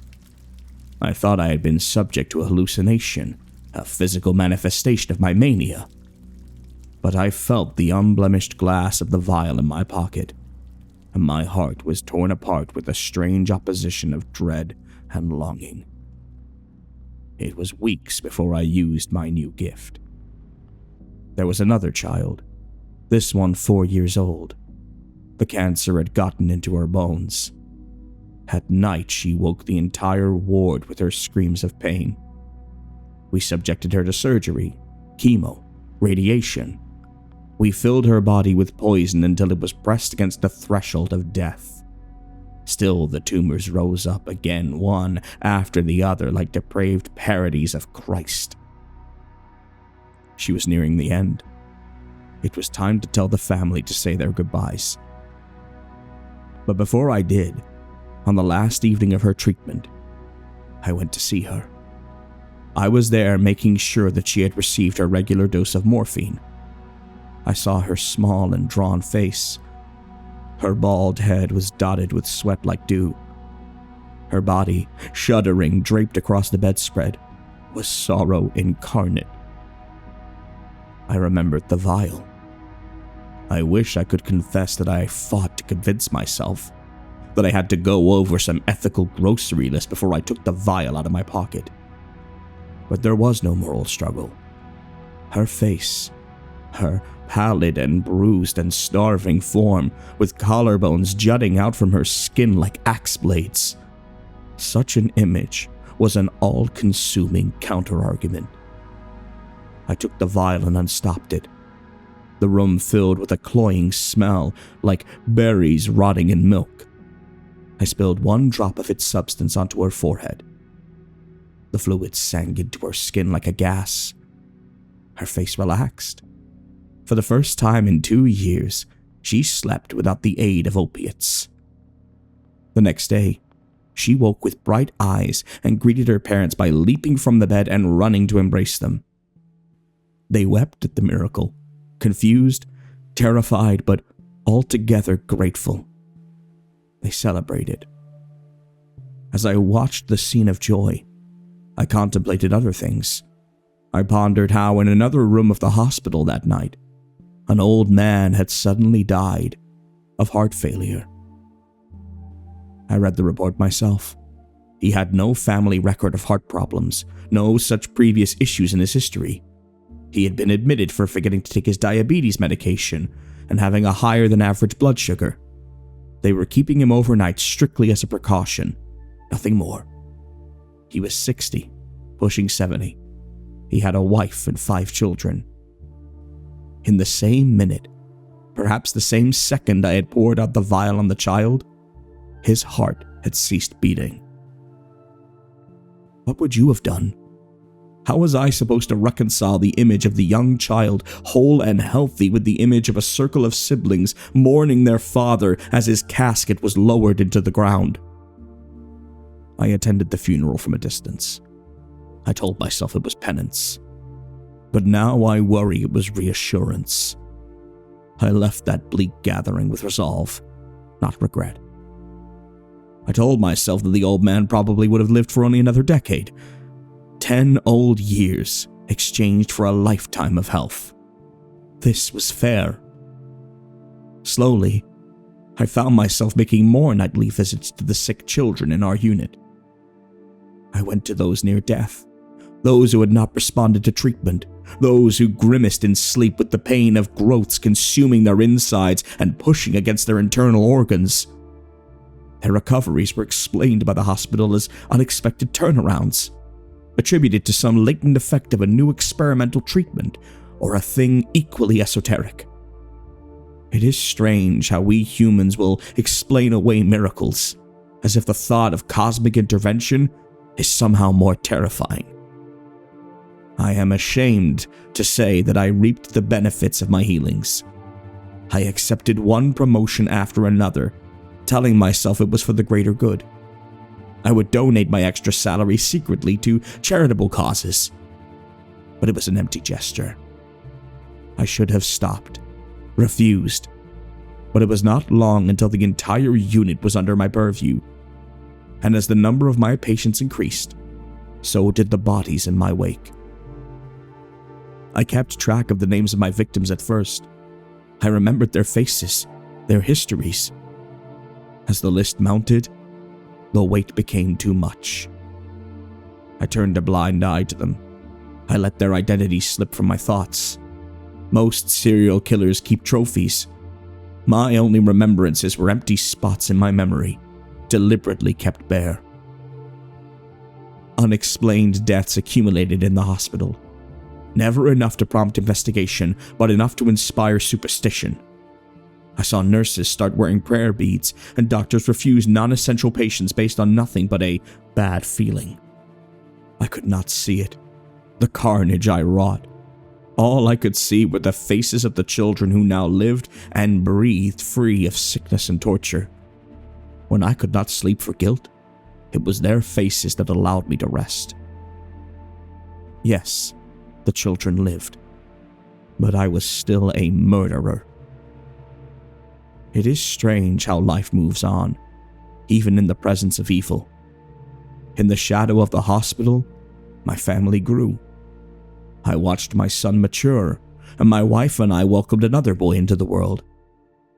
I loved my children equally, but the complicated reality remains that even the best parents have favorites. My older son was mine. He shared my intellect and my interest in medicine. At first, it manifested in a simple curiosity of the stethoscope.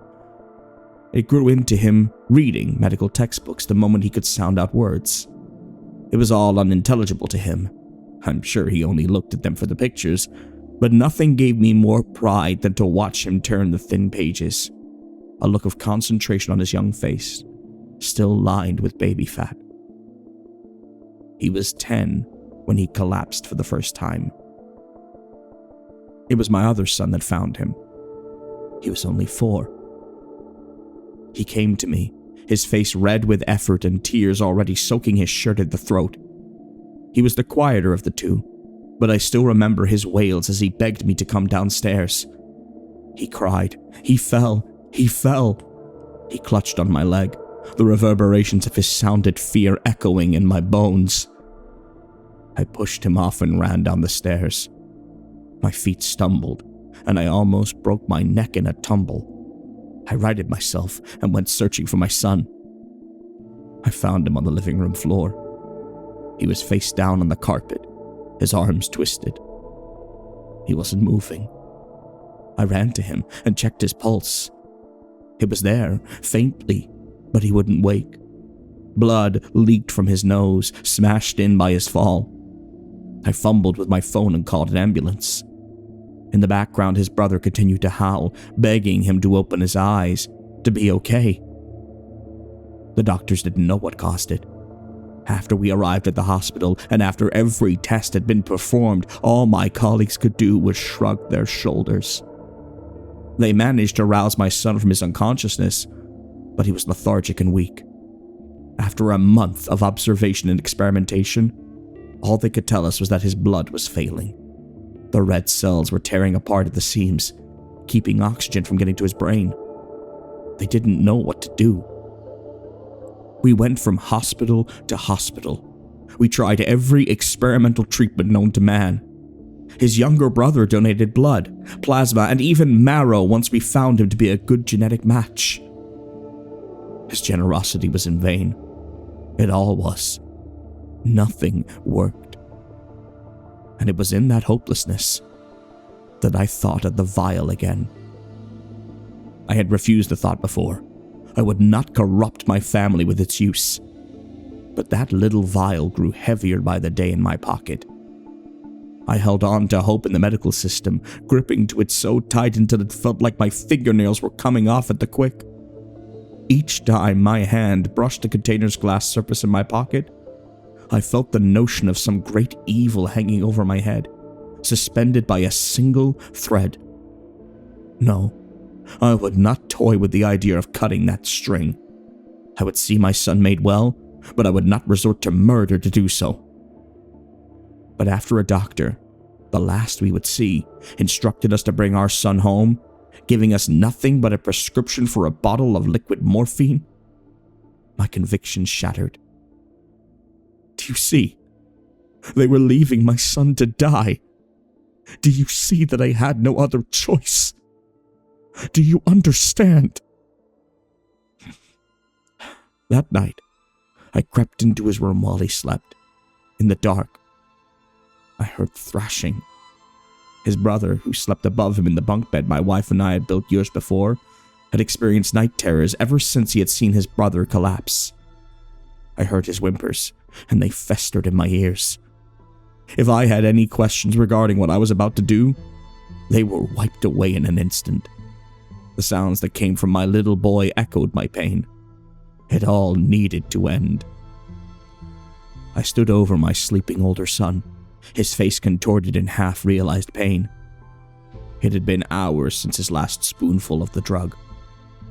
I dug the vial out of my pocket. Somehow, after all my use, a small portion remained. I unstopped it, then held it above his head. I allowed a drop to fall. The liquid descended and splashed on his forehead.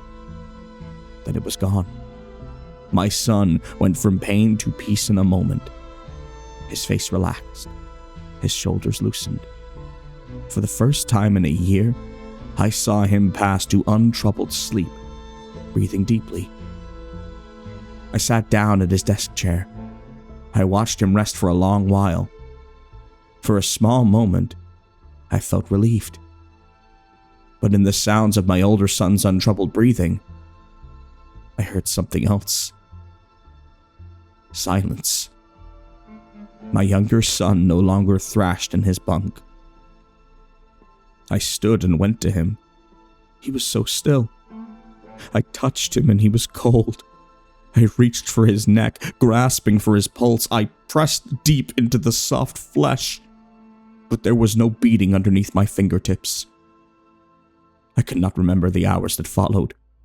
For those, I must rely on the account of others.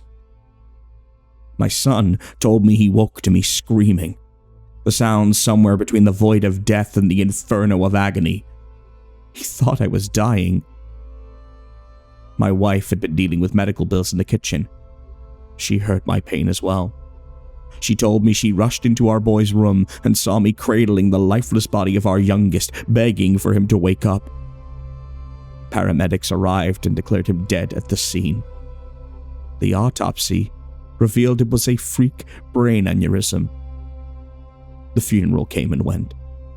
It was only at the reception, when I was shaking limp hands and hearing whispered condolences, that my mind began to point the finger of blame. The investigation was short, with only one true suspect. The full implication of my actions were upon me, and I wanted nothing more than to hear a pronouncement of punishment. And because no earthly court will give me my just dues, I have taken this duty upon myself. I have destroyed the vial. I expected something so powerful to put up more of a fight. Instead, all it took was a hammer. I poured the liquid and glass into a trash fire in the alley. Perhaps it was the same alley where I met the man, though I cannot say for sure. Watching it burn, I feared that I would press my hand against my pocket and feel its oblong shape, whole once again. But the cloth remained smooth, and the space empty. I will be dead soon. The doctors will claim an unexpected thrombosis or embolism, a small twitch of muscle or leak of blood that will put a stop to my beating heart. But in truth, it is my honesty that would have killed me. The man in the alley warned me that if I confessed, I would pay the same price as my victims. He was telling the truth about the vial. I can only hope he was honest about this, too. Thank you, dear reader, for your help. In your curiosity, you have seen justice done. In receiving my confession, you have allowed the axe to fall. Do not let it weigh on your soul. I am guilty. You have done the world a service. To my son, if you find this, I'm sorry. I am sorry for what I have held you party to. This is not your fault. My soul is stained, trading your brother's life for your own. But your soul is whole. Remember this, I beg of you. Please do not follow me to where I go. I don't know what awaits me, but I know there will be no forgiveness. I do not seek for it. I will pay my debt, and that will be enough.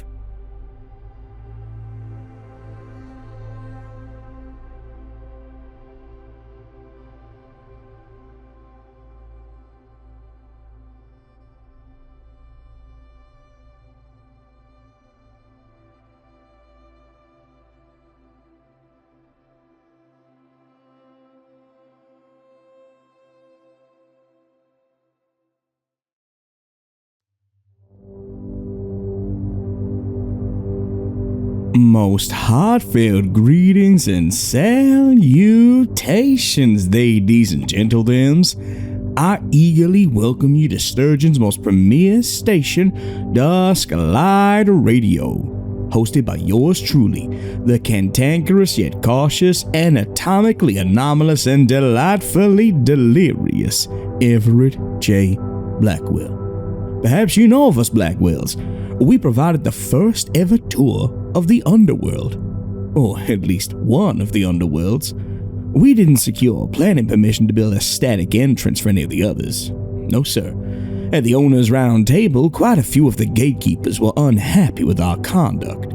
My father, Theodore Blackwell, was called a snake that eats his own tail, and that oil runs through his veins, not venom, by one gatekeeper who promptly pulled a tooth out and hurled it at him. My father, ever the diplomat, pointed out that if the fine gentleman ever wanted to find out what was in his blood, they could just go and take a bite of him any time. He was a cantankerous sort. Now that blood runs through mine and Evelyn's veins, forever destined to taint the land should it ever be spilled on fertile soil. Dusklight's been going through some changes this year, such is the way as both our staffing and our family quarters do expand. Some may come and go, but their memories, traits, and quirks stay forever. And it's time to check in with our Blackwell residents. Janitor Supremo TJ Lee has been down in the basement, mostly covering SCP articles and trying to atone for the magenta horror incident of 2024. We think he'll get there eventually. He came up to the break room between shows and was immediately assailed by a horde of rabbits trying to trample him, crawl into his clothes, and bite his eyes. When he managed to assuage himself of the thrall of furry devils, we saw TJ Blackwell cackling down the hallway at his misfortune, leaving behind unread receipts from tax info that he hadn't filed on time. He's been consistently trying to take over TJ's life through the power of the name alone, feeling that if he owns the name, well, he owns the janitor's life. He's attempted numerous schemes over the past month, none coming to fruition. But he's as of yet undeterred, and, well, Noldus loves a trier. Somehow, he's also finding time to fight a war against anything decaf, including water, just to wipe it off the planet. Kind of spiteful if you ask me, but he wanted time to highlight the evils of decaf, so who am I to judge? Deliria Blackwell brought in some traditional German food for us to eat, being from the Germanic chapter of our family, Rouladon being a firm favorite. Now that's multiple long, thin strips of meat covered with mustard and filled with bacon, onion, and pickles. I think they're trying to ply me with good food because they've been experimenting with new diseases both to cure and to, enact on their packed enemies, including that of the pointing disease, a scourge that once befell old Sturgeon. Should you be pointed at, the curse would pass from fingertip to sole recipient. Clue Blackwell was the initial test subject. Perfect, really, during their, molting process. But then we discovered that their chrysalis has opened and what's inside cannot be found. All that remains now is the outline. Still pointing. Delera just offered me Greiner Klies und Schwammenbrie, also known as Klosa und Pilsosa, which is, in essence, potato dumplings and mushrooms. Well, they wanted to pass on some German knowledge to you all. You learn something new every day. Tabitha Blackwell then just took most of my plate, saying that according to Delera, it's the Miners' Parades Day in Germany, and since she controls the mines and the rich, esoteric ore lurking within them, she was entitled to this offering from our pestilent family member. Can't argue with that, though Delera kept tapping the calendar incessantly and shaking their head. Tabitha's been working hard on carving out a fresh annex for the station, somewhere for our more ethereal members to gestate and get comfortable, a necessity when you have a family as old and, unique as ours. I offered to bring her more staff, but she told me to mind my own business. Mining is hers, before giving me the evil eye and shaking her obsidian pickaxe in my face. Okay, Tabitha, I hear you, girl. Izzy Blackwell has taken up residence in Tunnel C, acquiring as much sugary content from the communal fridge as possible before sliding through the newly waxed floors, leading the bug army back into the walls. which appear to be a series of complex shapes and holes that lead further into the earth, strange chittering and clicking sounds coming from there deep at night. We've also had some reports that Izzy has been luring unsuspecting interns into termite-like holes in the walls they've made, returning back, but now with a strong desire to climb to the highest point possible. Well, we were concerned, so naturally we gave them a hangout on the roof. We also decided some entertainment was necessary for station morale, and we asked Adela Blackwell to be our linchpin for the main act. Adela would come in weaving firemancy to tell a series of tales about the old Blackwells, their valiant struggles against the things in the light, and how we came to prosper. There was a lot of innuendo, as is to be expected with Adela, but it was passionate, fiery, and very much a waffling. We were truly entertained. Great-Grand-Uncle Ven Blackwell then came on stage with his bird show. His crow Kiwi sang a nocturne that brought tears to my eye and uncontrollable weeping to our less informed interns. Some even began to lose their corporeal forms, crying until becoming nothing more than conglomerations of tears, some of which looked, saltier than others, sugarier, maybe. Izzy Blackwell would then start scooping it up with his strange cabal of insects and say, "You can have the rest." Ethan Blackwell took his time to pitch a new antimatter fishing venture, said he'd acquired these skills and knowledge from his time in prison. When we asked him what prison he even went to, he proceeded to cast his line into one of our now tier-like interns, fish out a fresh haddock, bite it raw and say with scales in his teeth, "No prison can hold me, 'cause I'm a Blackwell, baby," before leaping into the vents. Jackal Blackwell then took stage and announced he got into business with the Farmers Collective as their new spokesman, assuring us nothing at all untoward was happening at Factory 9. Nothing at all. Why did we ask? Stop asking. Why do we always do this? You always do that. We told you it wasn't cool, but then you carried on. Eat your edible cutlery and stop being so uppity and persnickety about everything. God. But don't eat the food. Definitely don't eat the food. Then lastly, Papa Kyle Blackwell declared he's joined up with the Gravediggers on a small-scale basis to acquire a near-endless supply of spine-adjacent weaponry through their large skeleton army. He says that this is necessary for a truly diverse array of bone equipment, density, shade, structure, and sharpness. I'm not going to question him, nor Arya, as she uses the marrow for an enrichment stew set to prolong Kyle's time on the throne by a century per sip. And naturally, I want to get some of that brew for myself here at the station. These Blackwell reunions are always eventful, violent, and a little bit, mysterious. If you want to be part of the Blackwell family, you know where to find us on Patreon. Anyway, I'm Dusklight's main and most fabulous half-dead host. My job at this fine radio station is to bring you some of the most twisted, interesting, and downright bizarre tales that I and my wonderful many-legged runners collect from the far corners of Sturgeon and beyond. Some will make you laugh, some will make you cry, and some of you will be confused as to why the intro to Dusklight Radio is at the end of the video.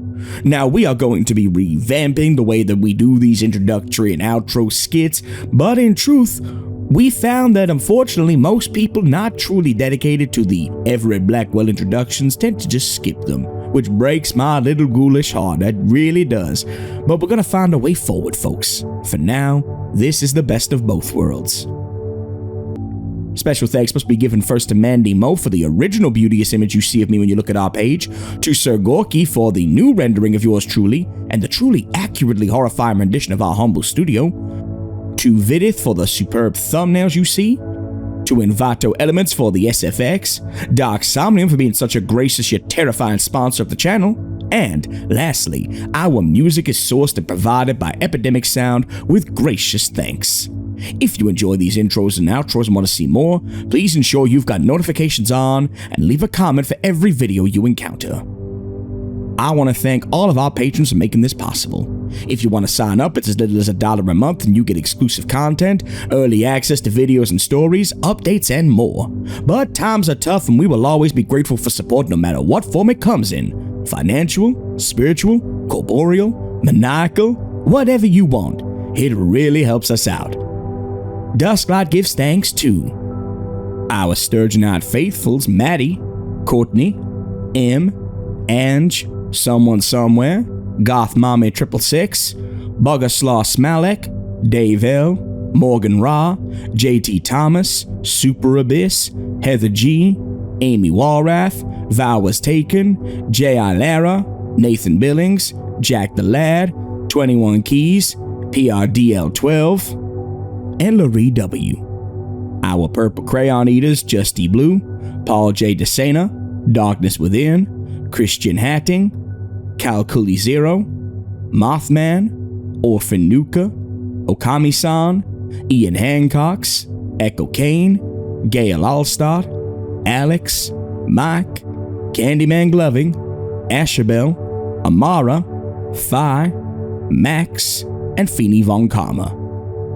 Our janitors, Alec Hansen, Allie, DJ Muffin, Shane Lewis, Dux, Joy Flint Healy, Sabiel Eclipse, Death 31, Scott, Heather Cayley, Adrian R, Amy, Sabrina Alexander, Arkham Cookie, and Alex Nunez. Our Nightmare Detectives, Melanie and Fox Clifford. Our Void Walkers, Josh Woods, Rat Squatch, and Professor Creepypasta. And lastly, of course, our Blackwell family members.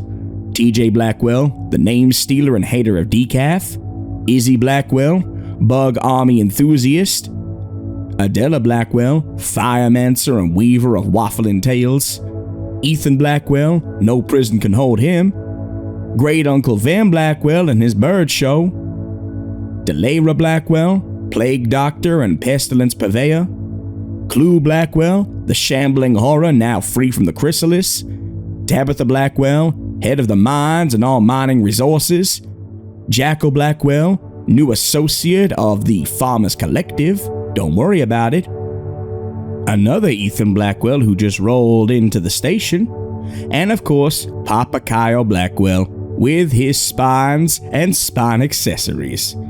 We love and fear you, Papa. We thank you all humbly for your patronage and look to see you bright and early for Dusklight orientation, purple crayons, and existential dread will be provided. And one last time, listeners, close your eyes and breathe with me. Remember, no matter how bad things are, how cruel people can be, and how heavy your shoulders may feel with the weight of the world bearing down on them, Dusklight will always be here to lift the load and provide you with some respite.